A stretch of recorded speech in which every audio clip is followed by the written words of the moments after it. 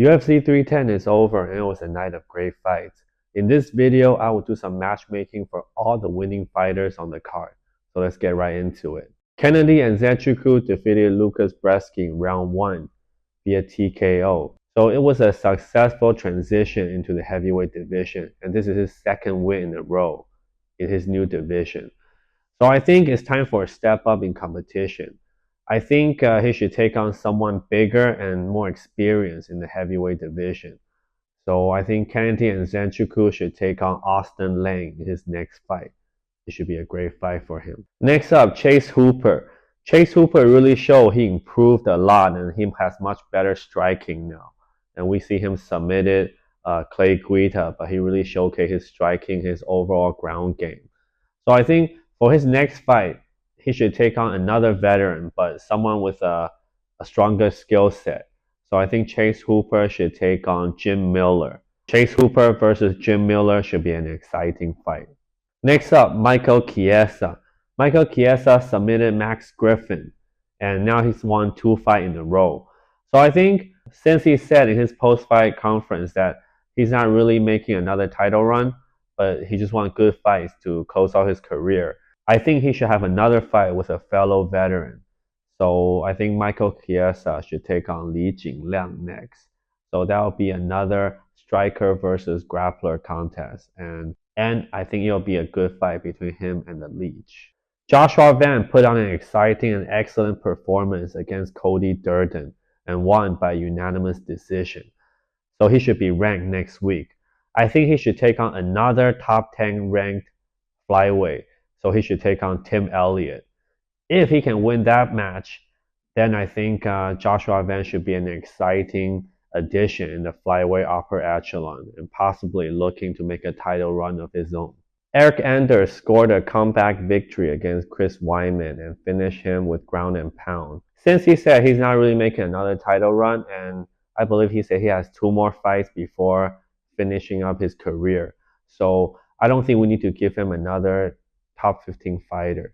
I think the best fight for him next is Eric Anders should take on Edmund Shabazian. And let's see if Eric Anders can make it 3 in a row. Next up, Brian Battle defeated Randy Brown by split decision, but he did came in overweight. He came in 4 pounds heavier. So I'm not sure if the UFC is willing to give him a top 15 ranked opponent. So I think it'll be good if Brian Battle takes on Neil Magny. And after that fight, if he can beat Neil Magny, then I think he can get a top 15 ranked opponent next. Next up, we have Movsar Evloev defeated Aljamain Sterling by decision. So now he is 19-0 overall and 9-0 in the UFC. So it only makes sense if he challenges Ilia Topuria for the UFC featherweight title next. They can put that fight in Spain, and I think it will receive a lot of traction.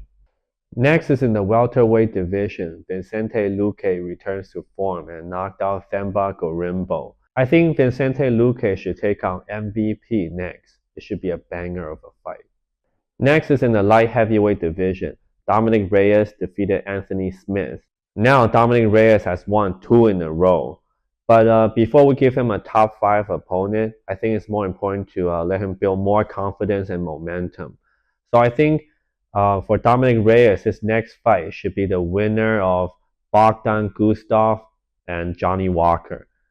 Dominic Reyes should fight the winner of that one, and if he wins that one, then he can take on a top 5 opponent next. Next up, in the featherweight division, the Korean Superboy Doo Ho Choi really showed his improvement against Nate the Train. I think for his next fight, he should return back to fighting against an opponent from the top 15. I think the next fight, Superboy should take on Dan Ige.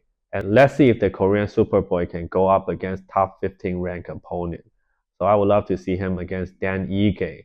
And both guys are well-rounded. Both guys have knockout power. So it should be a banger of a fight. Next is also in the featherweight division. Bryce Mitchell made a successful return after his bad knockout loss to Josh Emmett. And he finished Chrome Gracie by ground and pound. So I think for Bryce Mitchell, his next fight, he should continue to rebuild. And I don't think we need to give him like a power puncher yet. So I think Bryce Mitchell's next fight should be against Aljo. Aljo means Sterling. I think it'll be another high-level grappling heavy contest. In the heavyweight division, Cyril Gane scored a controversial decision over Alexander Volkov. So I think he needs another fight before he can challenge Tom Espinal for the interim heavyweight title. I think he should fight Jailton Almeida next. If he can win that one, then I think we can pair him up with Tom Aspinall for the interim heavyweight title. Next is the co-main event. Shavkat Rakhmonov defeated Ian Gary by unanimous decision. While some may say Shavkat is exposed, but actually I think this was a good opportunity for him. It was a good learning experience for him to go 5 hard rounds with Ian Gary before challenging for the title. So I think it will make him better and stronger for his title fight. Of course, next up for Shavkat is challenging Belal Muhammad for the UFC welterweight title. And in the main event of UFC 310, Alexandre Pantoja defended his title and finished Kai Asakura. So if he wants to stay active, I think he can take on the 6th ranked Kai Kara France. That would be an excellent co-main event for a pay-per-view card, or it could actually headline a fight night card. If you like this video, please like and subscribe to the channel. Until next time.